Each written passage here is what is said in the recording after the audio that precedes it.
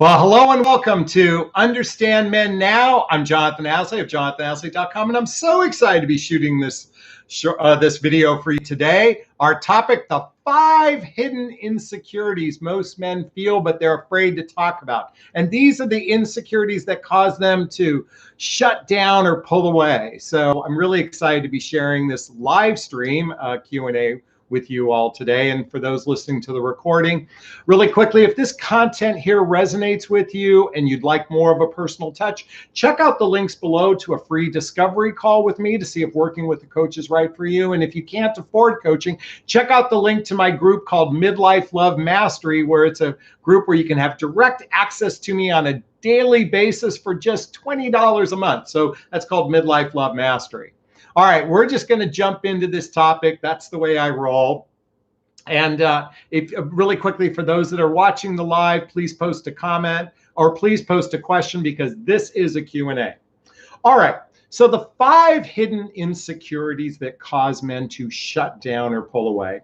Now, before I really get too deep in this, I just want to say that both men and women alike are suffering from fears and insecurity. So while this is a topic about men, women equally have insecurities as well. So I don't want to discount that there are any women listening to this, watching this, going, well, what about women? Okay. And I will absolutely discuss that as well. In fact, I'll kind of weave that into this conversation today. Since my audience is mostly women seeking advice about men and trying to understand men who are commitment ready versus those who might be struggling with these insecurities, that's what I want to dive into today. Okay, so what causes someone to shut down or pull away? Well, the reality is we as human beings all have fears and insecurities. Let me repeat that. We all have fears and insecurities. And so this grand expectation that we as humans have to be perfect has to, at least from my perspective, there needs to be a level of compassion, because this expectation, and I'm speaking as a man right now, this expectation that we are chivalrous and we'll claim you and we know exactly what we want and we're just so confident, and you're only attracted to confident men, and because if you're not confident, I'm going to throw you out with the garbage kind of thing. And I'm kind of exaggerating here or being theatrical. Well, I say this because this oftentimes is what I hear or what I feel in the dating realm about us men. And so I want to address these issues. And again, women have the same issues as well. So let's jump in with the first hidden insecurity. And this is, okay, the first and the fifth are the most critical ones, and the 3 in between are hugely important. But this first one is so critically important to understand why so many men shut down and pull away in relationship. So biologically speaking, and from the caveman perspective, we men have been conditioned throughout time, immemorial, is that right? Is that the right saying? That we are supposed to be the providers and the protectors, that we are supposed to be the provider and protectors. This is bred into us from a DNA perspective, from the caveman perspective. Now, why this is so critically important is, yes, from a default perspective, we men do have a desire to be the provider and protectors for our mate, okay? And I really want to lean in. We do have this deep desire, okay? And throughout history, because we were such a patriarchal society where men were on top and women were here, is that women didn't work and generate income to be able to support, and we were the ones that went out to war and such, that it seemed natural that we were the provider and protectors. And then around the 60s, things began to change. And thankfully so, because throughout history, women have become dependent upon men to be those provider and protectors. And now, because we're no longer living in what we'll call it wartime from a protector standpoint, that the provider role has shifted as well. In fact, women have, now I'm not going to discount the fact that there is a wage disparity between men and women. Although if a man makes $100,000 a year and a woman makes $100,000 a year, there's no wage disparity between the two of them. And I'm not talking about their work environments. I'm just saying well, I'm going off on a tangent, but I think you get my point here. But I want to go back to the insecurity is that now women certainly don't need men to take care of them financially, okay? And yet we've been so bred with this that especially for midlife men, and that's the men in my category, the men that are midlife is after baby making years and before retirement. So 42 to 69, that's my predominant demographic of whom I coach, okay? And with such a high percentage of people being divorced in that age bracket, it's not unlikely that men may not be in a capacity to be a provider. And so this insecurity causes us to shut down. I know I've experienced this on a personal level. And at one point, I used to make $250,000 a year in the corporate insurance world. And then I lost my job and everything was taken away from me with the market crash of 2008. And I felt incredibly insecure being able to live up to this expectation, or even the inner expectation I have, but certainly the societal expectation of this.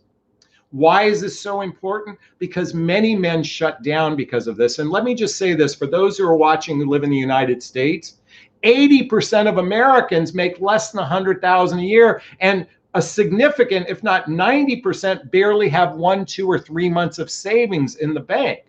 So from a dating perspective, the expectation oftentimes puts a lot of weight on us. And I'm not suggesting you're making that expectation, but society and our own inner expectation.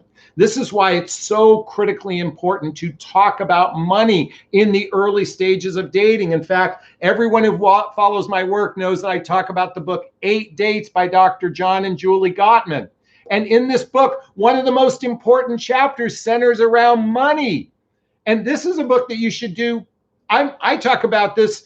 This is the kind of book to have a conversation with someone before the penis gets to go inside the vagina. I'm not saying it has to, but certainly if you're going to explore a relationship with someone, money is an important conversation, because money ends up being the cause of 50% of divorces here in the United States. So I just want to put this narrative that is so ingrained that men are supposed to be the leaders and the payers and all this can cause a lot of weight on men to shut down and pull away. And I bet you many men have disappeared, ghosted for this reason, and they didn't speak up and talk about it. Okay? That's number one. Number two, and by the way, feel free to post questions. I'll be taking a few questions in a second. Number two, he fears you're thinking about your ex, or you want to get back together with your ex. This is something that, it's interesting.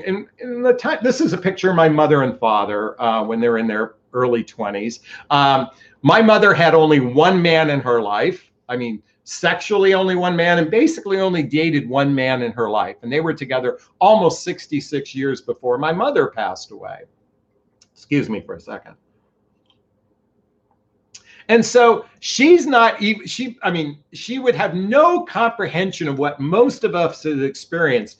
And today's single who's over 45 years old has most likely had up to 3 to 6 significant relationships and anywhere from 5 to 25 sexual partners by age 45 or 50. Now, this is anecdotal from my perspective, but I want you to check in, make a check mark. Have you dated anyone more than 3 or 6 months? Check how many of those were, and you may want to go back to think of how many sexual partners you've had. Okay.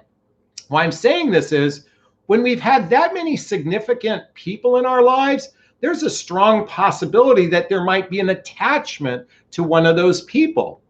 I know after my significant relationship ended, I was very attached to her. And even though I knew we weren't right for each other, and we did a beautiful conscious uncoupling. In fact, really quickly, I'm going to pull out the book by Catherine Woodward Thomas called Conscious Uncoupling. And my girlfriend and I are in here on page 220 and 221. We're in here. I'm in this book. And even after our conscious uncoupling, I still had feelings for her. So we have a fear, just like I had feelings for her, you can have a feeling for someone, and we men have an insecurity about it. It's a hidden insecurity. This is why it's so important to discuss our past relationships in a healthy way. And Catherine talks about it in her book, Conscious Uncoupling. Okay. Now, really quickly, I'm going to check the board to see if there's any questions that have come in. And I want to say hi to everybody that's on live. So thanks so much. If you do have a question, please feel free to post it. I'd be honored if you do. And I want everyone to recognize that the provider protector thing that I shared with women have the same insecurity around money as well. Not the exact same from our perspective, from the caveman perspective, but let's face it, we all, being able to provide for ourselves can be a very, very heavily weighted thing that makes us fear being intimate with someone.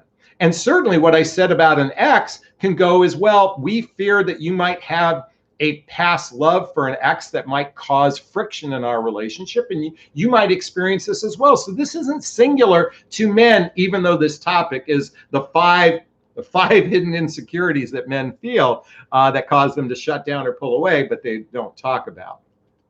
So really quickly, again, if you want to post a question, please post a question right there in the live chat. I want to thank everyone really quickly. Okay, the third hidden insecurity.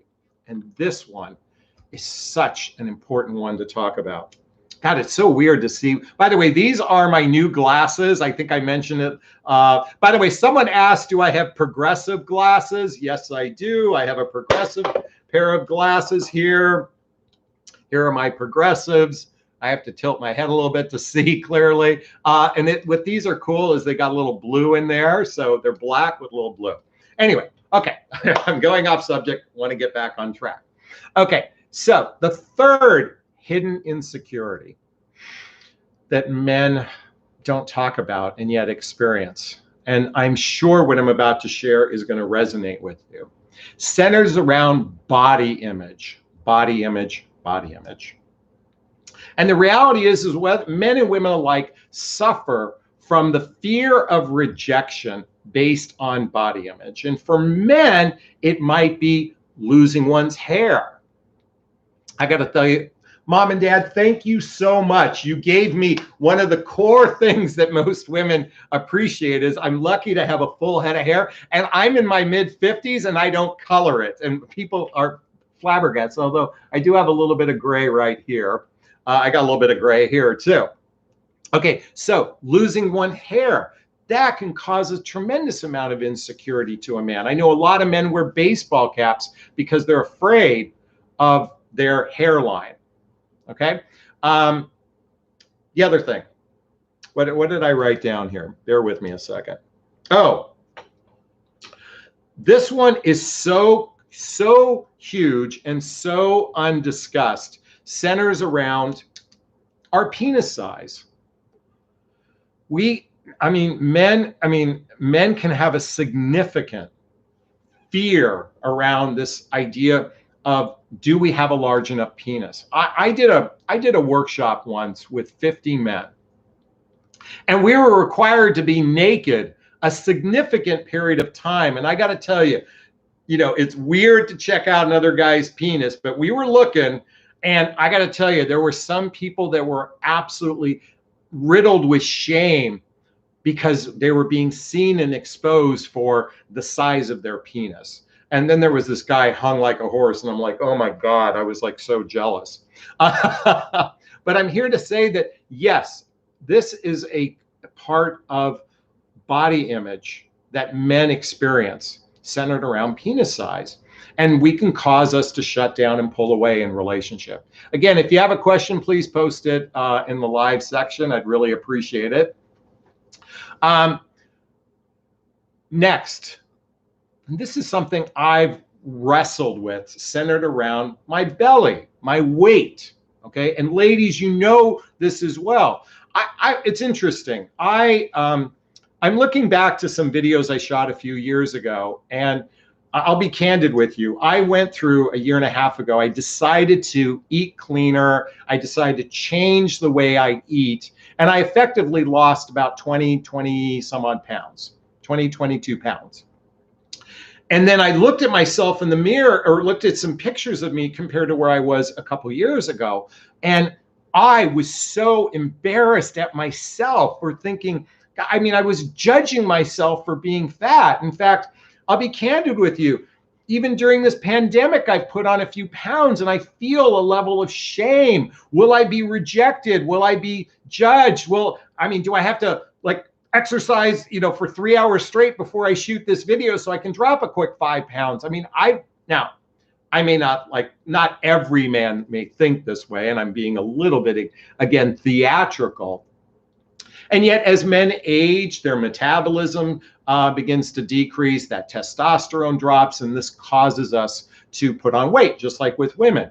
And we can fear rejection, and we can shut down and pull away simply for that reason as well. That's not uncommon. And last but not least, around body image, centers around height. I know women 5'2" that claim they will not date a man who's less than 6 feet tall. And I'm like, you're 5'2". And when the average height of males is 5'9.5", or I think it's 5'9". I mean, again, mom and dad, thank you. I'm 6'2", so I'm blessed. I'm in the category that women love. And yet so many men are not in that category. And there's such a propensity to judge men who are not that height because they can't be the protectors. Although I will say this, Bruce Lee was 5'6" and he could kick the crap out of anybody. So the ability to protect someone is not based on height. It's an egoic perception. And yet we get rejected for that. And by the way, men reject women for the same reason, body image reasons as well. And these cause our insecurities to shut us down or pull us away. All right, I'm going to look at some of the questions because I see this came in. Helen writes, oh, and by the way, we have 2 more that I'm going to discuss. I'll be sharing in a little bit. Helen writes, do you think that could be because the increased access to pornography due to internet? Okay, great question. Now, I'm assuming we're relating to penis size. Was that the question, Helen? But I'm going to address the pornography for a second. Yes, the advent of easy access to pornography has made men's ability to actually be intimate with women, I believe, has caused a block. And I believe this access to sexual gratification through pornography has created a detriment in relationships. And I think it's because so many couples do not know true erotic connection. Do I have the book? There's a book by David Data, Enlightened Sex. But the vast majority of men and women do not really have the skills to know what's called as erotic connection. And I like what where's the book I have? Esther Perel is an expert on this. She wrote a book called Mating in Captivity, and she talks about erotic connection. So important to develop a real healthy sex life with your partner, so there isn't this need to go to pornography to fill one's desires. And I will say it is a detriment. I'm not an expert in this, but Helen, I really appreciate your question. All right. Kimberly writes, July will be 3 years that I lost my husband of 24 years and 26 years together. I was 19 when we got together. I feel I'm ready to date again. My question, is there a time limit to move forward? Great question. In fact, I'm going to address that in a few minutes because it happens to be something I wanted to talk about. But Kimberly, I will definitely address that in a second. Ale writes, besides the penis size, if it still works properly or not. Okay, I'm going to talk about that next. So the 4th hidden insecurity set for men centers around sexual performance. Sexual performance. I know as I've aged, I'm going to own it. I need to use the blue pill. I just don't have that like I used to. And on some level, I'm embarrassed and ashamed. And most women today don't have an issue with it. I've had conversations and it's been relatively benign in the conversations, and yet I have felt shame if I didn't pop a pill when it was time, kind of thing. So I'm just going to say, and then my ability to actually cause someone to orgasm. I mean, if it doesn't happen, I feel a sense of shame, and it might cause me to withdraw or pull away.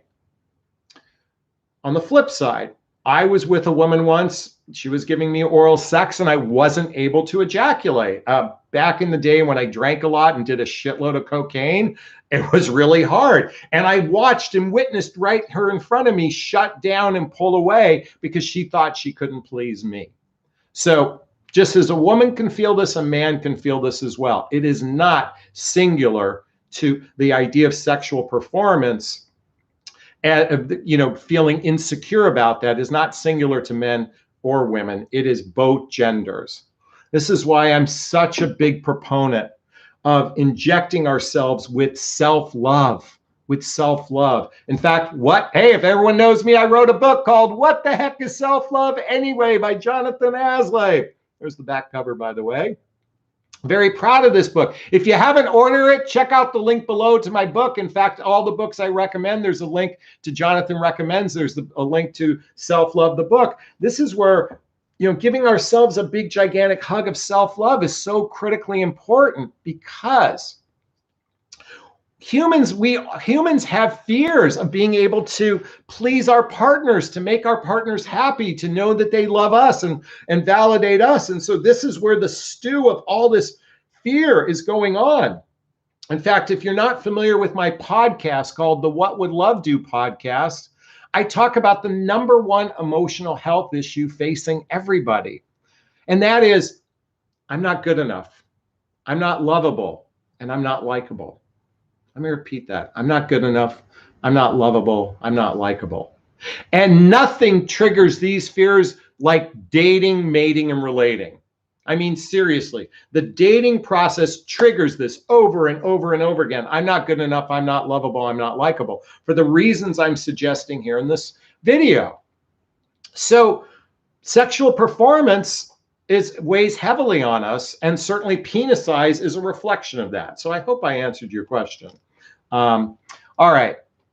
My sympathies and prayers for you to find a great, oh, by the way, this is Leaf says to Kimberly, and by the way, Kimberly, I want to give you a big, gigantic hug. To lose a partner is devastating. As many know, I lost my 19-year-old son, Connor, to an accident, and the traumatic effects of that is emotionally devastating. And I'm going to talk about this in a second, but I want to take another question before I do.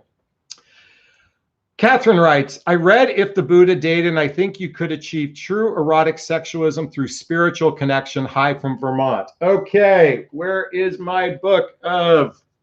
Bear with me a second. I thought, oh, there it is. It's right in front of me. If the Buddha Dated. Oh my God, ladies, I love, Catherine, thank you. I love this book because it takes away the penis and vagina out of the conversation. And it's more centered around, what does that t-shirt say? Self-love. When we love on ourselves and choose partners that are also in that capacity, that we focus on the love and not the gender expectations. This is what's causing so much of the angst in the dating realm today, centers around gender expectations. This is why I don't have the book, but I listened to the CD, Return to Love by Marianne Williamson.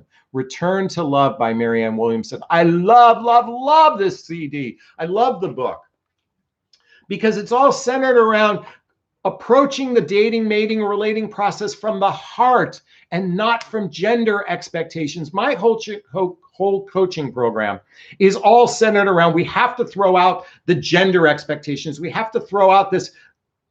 Okay, I'm saying we have to throw it out from my perspective. But this whole rhetoric about masculine and feminine, and the masculine does and the feminine receives. And when a woman is in her masculine, she's controlling and she's manipulating and she's doing. And when a man is in his feminine, he's weak and insecure. Those are the stupidest, ludicrous things I've ever heard in my life. First off, compassion, empathy, kindness, care is not feminine nor masculine. It is just a human trait. Let me repeat that. That's a human trait. to be controlling, manipulative and stuff. Those are our insecurities coming up. That is neither masculine nor feminine. It is both a human experience. This is why I'm so effing tired of the rhetoric around masculine and feminine energy, because it is so misused. And what it does, ladies, it creates a divide between men and women, because feminine is considered female and masculine is considered male. Let's be real. Because the way the narratives are discussed, it's basically saying, ladies, when you're in your masculine, you're being controlling, you're trying to manipulate the outcome. Well, then what you're saying is men are controlling and manipulating the outcome when they're in their masculine. But we like to cherry pick this to make it out to work in our advantage, because the reality is, and I appreciate the feminine energy rhetoric only in the sense of empowerment. I am all in favor on being empowered. Ooh, I flexed my muscles. Got a little bit of fat there. I'm a little embarrassed. I'm all about being empowered, but I'd rather empower you to be an adult in a relationship. This is why I love the book. Read that title, How to Be an Adult in Relationships. This is more important than being in your feminine or masculine energy. Is be an effing adult, be an emotional adult. And sadly, most people are struggling in this capacity because they lack true emotional maturity. Is this sinking in? If it is, please post a comment below. All right. Of course, men have insecurities, just like Virginia writes. Of course, men have insecurities, just like me. My partner needs to know he pleases me, is attractive visually and physically to me. If they're good men, they care about your feelings too. Yes, we men and women, we would be better served by better communication, because men need encouragement too, just like women need invalidation. It is so critically important to have it on both sides. This is why it's not masculine or feminine to be compassionate, kind, and caring. Now, I know the book Men Are From Mars, Women Are Venus, Women Are From Venus is an overgeneralization, how men do certain things a certain way and women do certain things a certain way. But at the core, we all want to feel safe.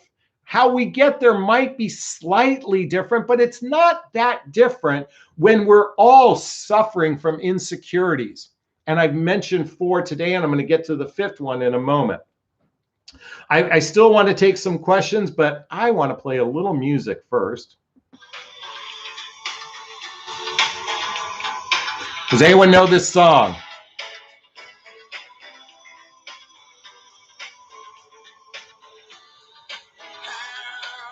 All right, that's all you get for now. All right, let's take another question. I love doing that. I totally agree with feminine and masculine. Thank you so much. Epic Mom.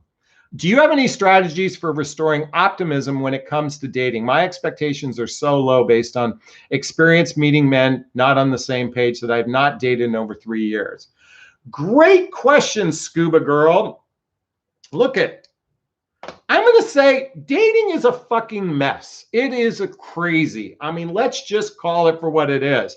It could be so easy to be discouraged in the dating process that you may not want to put yourself out there. This is why, going back to my book, Self-Love is the antidote to inner suffering. So the pain you might be experiencing is a lack of inner peace. So my book is a journey of personal development, self-help, and spiritual work.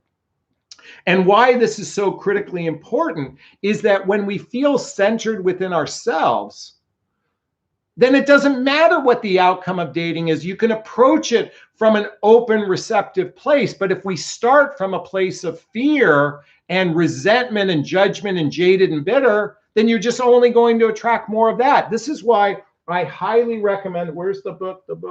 Oh, yes. This book, The Untethered Soul by Michael Singer. Oh my gosh, The Untethered Soul by Michael Singer. This will help shift your mindset from that fear-based way of thinking to more of a loving, compassionate place. Along with, don't forget, Return to Love by Marianne Williamson. Yes. It's going to require some shift within, and that's my invitation for you, Scuba Girl. All right.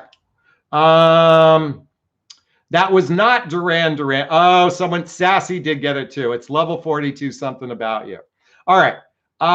When a man is vulnerable, okay. When a man is vulnerable enough to show these insecurities to you to take notice and reassure, he is trusting you. Yes. So one of the core elements men and women alike need is to feel safe, to feel trust. Okay. And honestly, it takes men longer to feel trust in a relationship than a woman. Men need more time. Women tend to bond with men because oxytocin is released during sex, so you become attached to a guy. But a man doesn't get attached to a woman until he feels safe with her. And the only way that's going to happen, ladies, I'm going to tell you, all the talking on the phone does zero help. I mean, does minimal amount of help of securing trust. Trust is built through experiences. This is why I'm a big proponent of doing social activities, hobbies, mutual interests, spending time with family and friends, and physical intimacy on a regular basis so it builds the roots to trust. Now, those are just examples. In my coaching program, my 5-week boot camp, I go into the deeper emotional details to build trust in relationship. So if you need some support and help on that, check out a link to a free discovery call with me to see if working with me is right for you. But I talk about the importance of understanding how to build that trust with a man. I'm giving you some of the guidelines, but we go into it much deeper in my coaching program. So I hope I answered your question there. 7 years, Satori writes, 7 years after I broke up with an ex, he reappeared out of the blue recently, inquiring, how am I doing? My love life, and said he always cares for me. I moved on. He's engaged and invites me and my mom to his wedding. Odd. I don't look at that as odd. If I cared for someone, I may not want to be in relationship with them. The woman I spoke of about the conscious uncoupling, she's someone I care about deeply. I mean, I don't want to be in relationship with her, but I want to know how she's doing. And I certainly would invite her to my wedding. In fact, I might ask her to do it at her home because she has a beautiful home. I might do that. By the way, I'm friends with her now, live-in partner. So he and I go play golf together. But I share this. It is not odd at all. That is actually a sign of love. Why do we have to judge signs of love as being something nefarious? How about he just cares about you and you mean something to him? I look at that. That's the way I look at it. You know, we can look at it however we want. No, human after all. To be human after all, yes. So I'm going to get to that fifth insecurity in a second. A little more music. See, this love. I mean, that's what I love these songs. I'm a big 80s fan. To be human. Oh, I was going to say to be human after all. All right. You get my gist. To be human after all. And ultimately, sometimes it's just something about you that makes you different. And sometimes that's how two people click. All right. Do we have any more questions that have popped up? All right. Looks like we're waiting on a few. So, all right. I'm going to get to that fifth hidden insecurity now. And this is a critically important one, as I said before. It's not so much an insecurity, it's an understanding of what causes the insecurity. I want to talk about unhealed traumas. Unhealed traumas. We as humans can experience traumas in our childhood. We can experience our traumas in adulthood. Oftentimes, if we had a contentious relationship, if we had contentious parents, parents that went through divorce, parents that fought, parents that might have been physically abusive to their children, these traumas can cause us to be absolutely insecure and fear intimacy as an adult. I'm going to repeat that. These childhood wounds and traumas can cause negative patterns, limiting beliefs in one life that makes it very difficult to be intimate with another human being. And so this is why I'm such a big proponent of the work of the Hoffman process, okay? This is a workshop I did. It's an inner child workshop I did. I actually did it live. This is the book version of it. But just ordering this book and doing some of the work is going to trigger all kinds of shit within inside of you. I swear to God, it's going to trigger stuff. But the importance of it is that when we address our childhood wounds, because these unresolved wounds can trigger us in so many different ways in relationships. It can trigger sometimes the most benign thing and make us go crazy in relationship when they're unresolved traumas. Now, I want to go back to the person who wrote about her husband passing away. I just talked about childhood wounds and traumas. What about adult traumas? What about losing someone in our family, a parent, a loved one, a spouse, or God forbid, in my case, Connor? Oh God, there I go. I didn't expect to go there.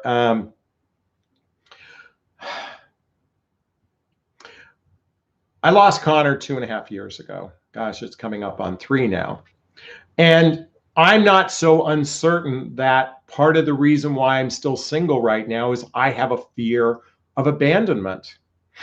In other words, not that Connor intentionally abandoned me, but that's what it feels like. It feels like when we've lost someone special in our lives, it can be such a betrayal on the idea that he was going to be there for the rest of my life, because it goes outside of the natural order of things.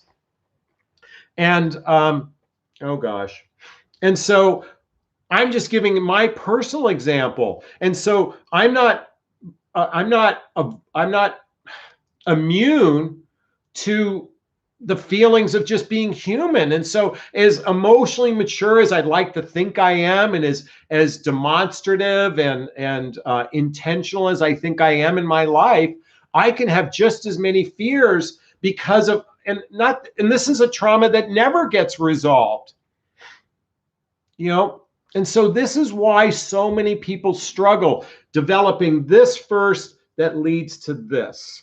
Let me repeat that. It makes it so hard for people to develop this first, which leads to this. And this is the joining of two people. And then this is the commitment of two people.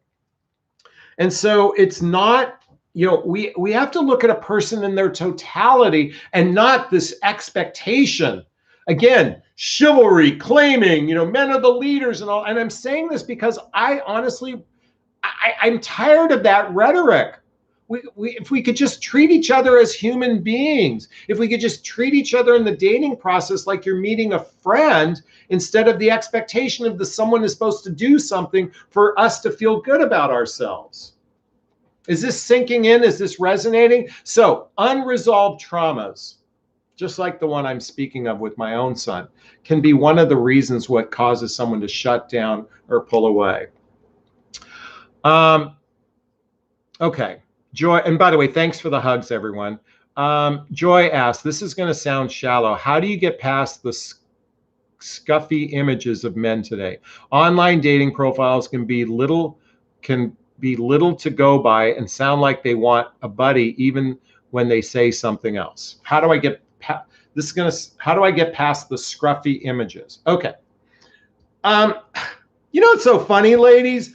I got to tell you, the images I see of women is just as equally bad. If I pulled up on my Bumble profile right now and showed you the terrible photographs I see from women's profiles, one after another, and I'm swiping left here, one after another, after another, after another. Men and women do a terrible job of presenting themselves. In fact, I was having a conversation with a dear friend of mine who is a matchmaker. And here she invested over $250,000 in a 20-year span just on photography for her clients, because the vast majority of people won't spend $250 to hire. You can go to Groupon, right? You can go to Groupon right now, hire a photographer for $100, $200 to take quality photographs of you, men and women alike. Women are just as bad as men. So how do we get past it? You know what? I'm going to say People who put out good effort have a better chance of getting what they want than those that don't put out good effort. So as a coach, my job is to review your profiles to help you put out the best effort so you can be seen by more quality men. And I hope I answered your question there. Virginia, thanks for being so vulnerable. I appreciate that. Dina writes, I have some walls up with a new relationship. He's got luggage and an ex that is very devious. How do you get over these walls? He's so good for me, but I'm struggling. We're 50 and 52 years old. Hey, Dina, read this book together, 8 Dates. It's designed to talk about the walls, the blocks, the things. Start having conversations. Read these books. There's another great book I suggest reading called Spiritual Partnership by Gary Zukav. Do these things together. If the penis gets to go inside the vagina, ladies, and I know that might turn some people off, and I'm sorry if I offended anybody's sensibility here, but what I'm saying is if you're going to have regular sex together, then be intentional about your relationship instead of naive. The naivety is the real issue because you're not talking to one another from a healthy way. This is why you have to buy this book, Nonviolent Communication by Marshall Rosenberg. Nonviolent communication. And by the way, it should have been called Compassionate Communication. And why I say this. And by the way, I had one woman write a comment. Jonathan, you refer all these books. That's too much work for me to read all these books. I just want to say, you got to be fucking kidding me. You're not willing to invest. I mentioned 5 or 6 books, give or take. Let's say 10 books. Let's just say each book takes you 10 hours to read, okay? And each book is about, we'll go $20. Okay, so for a $200 investment and roughly 100 hours of your time, you can change your life. You can change your life, but you're not willing to do that? And by the way, if a guy wants to be in a relationship with you, if he's not willing to do that, then why the fuck is everybody dating anyway? Is it just for connection and sex? Or do people want to be in a partnership with one another? Stop being so naive and start being intentional. I'm sorry I'm yelling. Let me just say why I yell, because some people have criticized my yelling.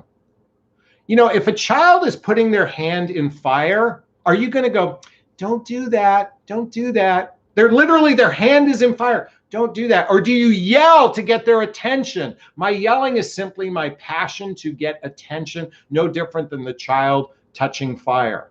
So anyone who judges, and by the way, I had one woman write this nasty message to me about this.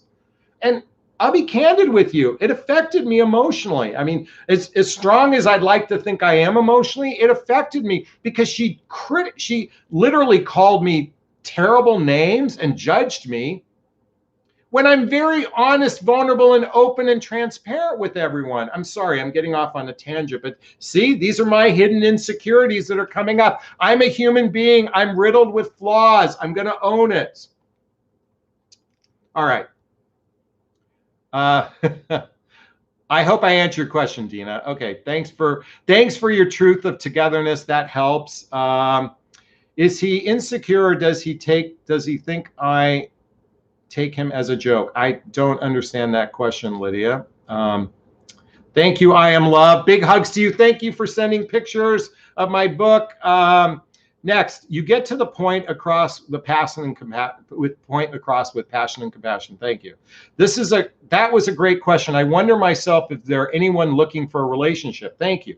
I wish someone would have yelled at me. Oh, so ladies, one of the reasons, I'm going to answer Saroti's question in a second. One of the reasons why I created a coaching program is most of us need to be reprogrammed on how to build healthy, happy relationships. I have over 20,000 hours of coaching. I have over 3,000 of personal development workshops, trainings, videos, and such. I've got a neuro-linguistic programming certificate, which took me 2 years to get. I'm currently getting my cognitive behavioral therapy certificate. I'm not here selling you just be in your feminine and lean back and just be in your feminine. That's all going to magically work. I'm talking about the human behavior issues that cause human beings to be dysfunctional. This is why I'm recommending all these books. I'm glad it's sinking in. I wish someone would have yelled at me. Okay, so Satori writes, and I butchered it. So if some traumas may never be resolved in your man, as you said earlier, and the woman is truly understanding, compassionate, is there any hope? Is the trauma? Well, okay, there's unresolved traumas only from the perspective of, and I thank you for clarifying this. Are you doing any work to heal the traumas? At least if someone is aware of their traumas and is actively trying to heal them versus someone that's not. So going back to my son, trauma. This is a traumatic event. I'm aware of it and I'm working on healing it. Unresolved traumas is really centered around those that have no awareness of it and they're not making any effort to healing it. So I should have retitled that traumas that are not being addressed. Let me reframe the fifth one. Now that thank you for the question. Unaddressed traumas versus unresolved traumas. Thank you for that question. And yes, it's possible so long as they're doing work. Oh my gosh, Jonathan, I'm so sorry you received a mean message. Thank you, Sasha. I appreciate that. That is part of, oh, by the way, going back to body image. Speaking of which, can I tell you, ladies, I was on a date with a woman, I think it was 5 years ago. And again, I was pushing 230 pounds. I'm now roughly about 205. I'm 6'2". I mean, I wasn't fat, but I was a little bit chunky for me.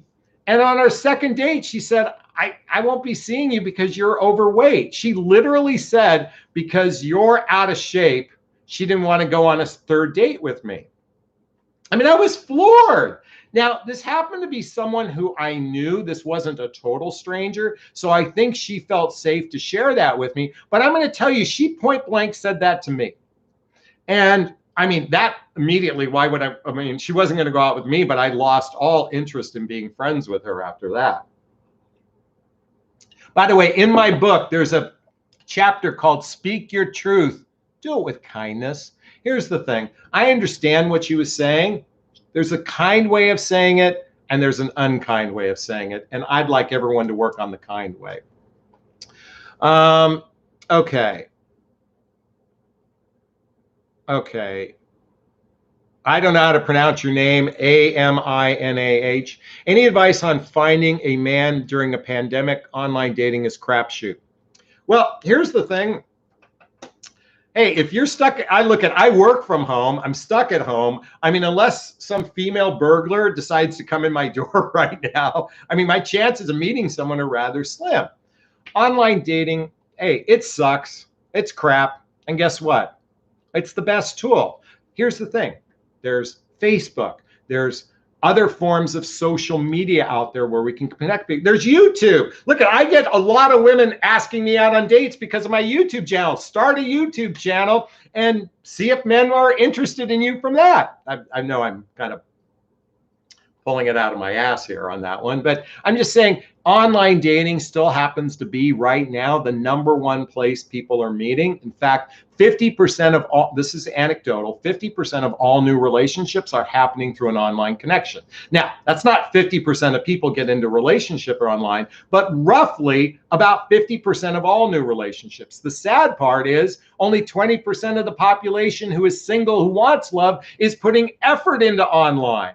Imagine if 80% of the population did it and they put together a quality profile. We would have abundance of opportunities coming our way. But sadly, it is limited. Look, it's not a perfect system. We just have to work with what we've got. Thank you. Joy writes, give yourself time. There is no time limit on healing. The pain never goes away. One day you notice it doesn't hurt so bad. Thank you, Joy. Yes, my pain over the loss of my son is not as prevalent. And yet I noticed when I did go out on a date with someone, I started to experience a pullback. And part of it was centered because she had health issues, and all of a sudden it triggered my fear because Connor had a health issue before he passed away. And while I'm not going to share the particulars of what happened, it triggered a fear in me. So I'm just sharing that these are real things, and I'm just using my personal examples within that. All right. Helen writes, I'm a 40-year-old single full-time mother. Wait. All right. Sorry. Where did it go? I'm a 40-year single full-time working mother, and I'm looking for someone completely different now than it was in my 20s. Yes, we have to look at things differently than our 20s and 30s. Lisa writes, awareness is key. If a man even ventures into the water of telling you about past traumas, listen. Thank you, Lisa. That's a great bit of advice. Gina writes, if a man said that to a woman, all hell would break loose. Gina, I don't know what it was that I said that would say that, but please write it down. There are so many avoidant men out there. It's painful to be with them. Rosie, I can appreciate that. And by the way, there's just as many avoidant women out there. The avoidant personality types. By the way, I do believe women tend to be more anxious and women tend to be more avoidant. I'm going to say it's maybe 60-40, but there are plenty of avoidant women out there. I am flabbergasted from a dating perspective, and maybe I'm a little bit arrogant because look at my mom and dad gave me 6'2", full head of hair. I'm actually pretty decent looking, and I get rejected by women all the time because of their fears of leaning in and the social rhetoric that's been attached with that. So this is not singular to men. Women can be just as avoidant of intimacy as men. Women just tend to bond with men through sex, and then they get attached, and then they think that their attachment is virtuous. Let me repeat that. This is really important. Women get bond through men through sex, through oxytocin. They get attached to a guy, and all of a sudden, there's like this virtue associated with the fact that they're attached to a guy who might be terrible for them. There's no virtue in that. Okay? What matters most is two people co-creating a relationship together. I repeat that: two people co-creating a relationship that leads to commitment. And by the way, that's what I teach most, is how to build that level of commitment in relationship in my private coaching. So check out a link below for that. Okay. If a man said, okay. Helen writes, all men I meet now are divorced and separated and have arrived in this while new world of dating. No one seems to want commitment. Well, the reality is men and women, men do want commitment. But we're just as scared as women. And this is where emotional mature, by the way, healthy emotionally mature men want commitment. People that are struggling emotionally, wait, hold on one second. I got to bring up this chart. So bear with me. I should bring this out every time. I brought this chart out before. So here's a pie chart. It says 10, 10, 30, 30, 10, 10. Okay, this represents men with clinical issues, men and women, excuse me, with clinical issues. I'm talking about mental health issues. 10% are not in relationship, 10 are in relationship of those clinical issues. Then there's people that have significant issues that they're not doing any work on. Half of those are, not half, but a big percentage, some of them are in relationships, some of them are not. Okay. Then there's the people like what I'm talking about, awareness. They're aware of their traumas and issues, and they're doing something about it. Okay. Then there's this cream of the crop, 10%, 10%. Now I made up all these numbers just to illustrate a point. And what I'm trying to say here is half of the good men are already taken of this paradigm. And so we're dealing with this pool. But by the way, this exact numbers are the same as women. There are women with clinical issues. There are women that are healthy. This is what we're dealing with. So stop arguing and start focusing from a law of attraction perspective on what you desire from a place of knowing it's going to happen instead of fear that's blocking you, because it's the fear that of this is not going to happen is causing you to judge every single thing as being absolute. Because here's the thing, ladies, people are falling in love every day. Men and women alike are falling in love every day. And I don't mean, childish love. I'm talking about real deep connection. I have a circle of friends that there's 100 in our community or more. And there's 6, 7 couples that met in the last 3 years that met through online connection. And by the way, the significant number of the people in my community are already in relationship. But there's been a lot that met through, and these are really great people. So let's stop focusing on what's wrong and let's start focusing on what's right. And what's most important is that empowerment within self. What's my book called? Write it down. What's my book called? What the heck is self-love anyway? All right. I meet many men on Instagram and Facebook and all total douchebags. Okay, so guess what? Be single for the rest of your life, because if you're going to judge all men as douchebags, then you're basically saying I'm a douchebag. And if you're saying I'm a douchebag, please don't follow my channel. And I'm being very intentionally blunt here, but here's the problem. And I'm yelling this one. Change the narrative. Stop focusing on the douchebags, and or at least your perception of calling them a douchebag. Because ladies, I could say the same thing about women. I could go through women's profiles day in, day out, and I could judge them and say that they're dirtbag people. What benefit do we have doing that? Read these books that I'm suggesting. Please start changing the narrative. The person who wrote that, please read Return to Love by Marianne Williamson. Please, because until you return to love, you're going to continually experience what you don't want. And I want to change that narrative for you. And I'm sorry I'm yelling, but I'm here to say you're only doing yourself the disservice, and everybody listening to me knows this is true. I had a guy tell me, oh wait, sorry. Wow, bear with me. I am sorry, there are a lot of things here. I had a guy tell me in my early 20s I wasn't heavy enough. I was 5'4". Okay, all right. Guy I'm dating is still in contact with high school sweetheart after 20 years. She's a great support and doesn't want to be with her because they are different people now. How to be supportive? Okay, Brandy writes, the guy I'm dating is still in contact with his high school sweetheart after 20 years. Says she is a great support and doesn't want to be with her because they are different people now. How do I be supportive? Well, hey, why don't you meet her? Just like I played golf with my ex-girlfriend, why don't you meet her and spend time with her? If she's an important part of his life, then you have asked to be introduced to him. Try something different. See if that works.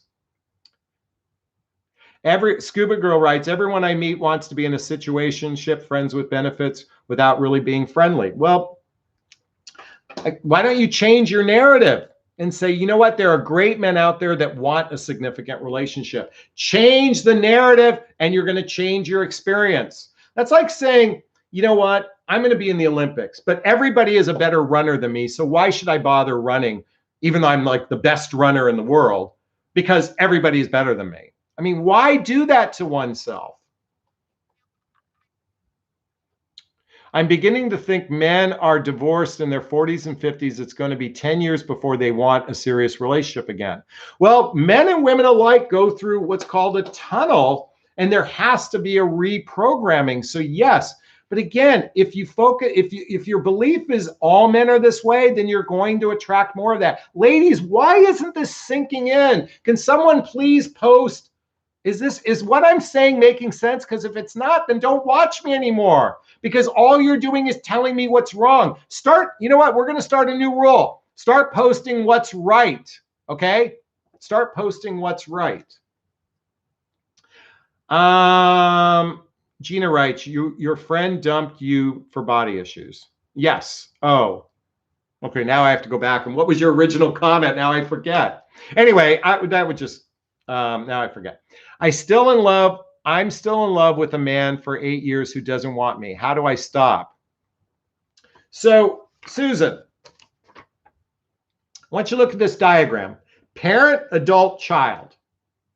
A child holds on to somebody who doesn't want them.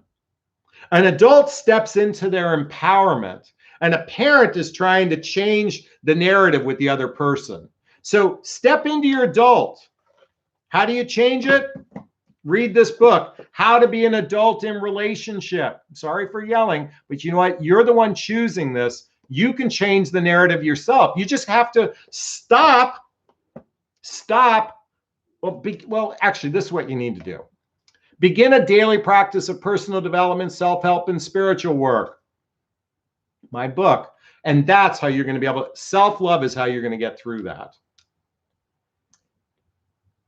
Heads up on humans watching, you are not, heads up on the humans watching, you're avoiding anything. Okay. What do you consider love bombing behavior? Is it a red flag? Period. Correct. Okay. Candy writes about love bombing. I am so guilty of love bombing. Oh my God. I don't know how many times when I'm enthusiastic, when I'm excited. Now, I don't use the word love, but when I'm excited about someone, yes, I'm effusive. I'm demonstrative. It makes me a human being. Just like my mother said about my father. I used to listen to what he said with a grain of salt. It's incumbent upon you to understand that it takes time to build the roots in a relationship. So your job is simply to be appreciative, but not to buy into the rhetoric. In fact, going back to Marianne Williamson, Return to Love. One of the things she says in her live events, she tells the audience,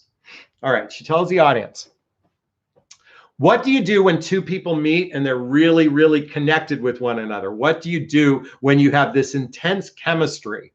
And she says this to the audience, and the entire audience says, pray. Pray for guidance. Pray for guidance from your higher self, because this can suck us in. Our ego can be so attracted to love bombing. And it's just simply our ego that's doing the love bombing, because it takes time to develop the roots in a relationship. So my invitation, take it with a grain of salt. All right, we're almost wrapping up. So just as a real reminder, I'm going to check out here. Listen to a little more music. Oops. Oh, I guess it's not playing. All right. Human. All right. You talk to my male friends and they say the same thing about women we say about men, believe it or not. Exactly. Many online dating coaches are throwing around the term narcissist. What exactly does it mean to be dating perspective? Okay, I love this. Yes, I am so tired of this rhetoric about narcissism. So here's the reality. Men and women alike, let me repeat that, men and women alike can be very myopic. Myopic means tunnel vision, meaning they're only focused on themselves. True narcissism, people who are in love with their reflection and who lack empathy, is actually a small percentage of the population. Now, the reality is most humans are so hyper-focused on themselves that they might appear to lack genuine empathy, and therefore the term narcissist is thrown out. This is why it's so important. If you want to break the narcissistic habit, but when you're having sex with a guy, read this book together. Talk. And that's how you're going to find out if he or she is a narcissist or someone who genuinely wants to be in a fully committed relationship leading to partnership. All right, we're going to be wrapping up in a second. I wonder if the dating apps have created a situation where people keep one foot out as the grass may be greener. Yeah, that could be true. You know what? There are just so many great questions. I'm going to come to the end of this. I just discussed the 5 insecurities men feel but are afraid to talk about that cause them to shut down and pull away. I just want to repeat them really quickly as a reminder. The insecurity about being a provider protector, the insecurity that you may still want a relationship with your ex-partner, their insecurity about body image, their insecurity about sexual performance, and then unaddressed traumas. I'm going to correct myself, unaddressed traumas. This just gives you a tiny little bit of insight into men and also insight into women. Ladies, I'm grateful for your love and support and your comments. And I want to share one thing before I wrap up. And that is, you have a choice. You can see the glass half empty, or you can see the glass half full. The glass empty focuses on the negative, and the glass full is focusing on empowerment. I'm going to do that again. And self-love. Empowerment and self-love. And that's my invitation for you. So I want to invite all of you to check out the links below that I mentioned. Check out my books. I recommend a lot of books. I'm recommending that if you want to have a juicy, delicious relationship in your life, it's incumbent upon you to become the leader of your relationship destiny. I'm going to repeat that. You become the leader of your relationship destiny and not leave it up to the man. Not because men are bad people. It's just most men don't study this as much as women. Hence why I say they're clueless at times. And it merely means you're doing a little bit more of the work. Take charge of your life. And I promise you, you're going to put the odds in your favor of being in that juicy, delicious relationship that I talk about. All right, I'm going to wrap up this video as I always do. First off, I want to thank everyone that was on live. Thank you so much from the bottom of my heart. And I'm going to start with, first off, giving myself a big, gigantic Jonathan Bear hug of self-love, because self-love is so important. Then I'm going to reach into the camera and give you a hug of love, if that's okay. I'm going to ask you to turn to someone or a pet or a teddy bear or a pillow and give it or them a hug of love, because hugs are a great source of love. And let's face it, we could all use more love in our lives. I want to thank you all so much. Thank you. Bye-bye now.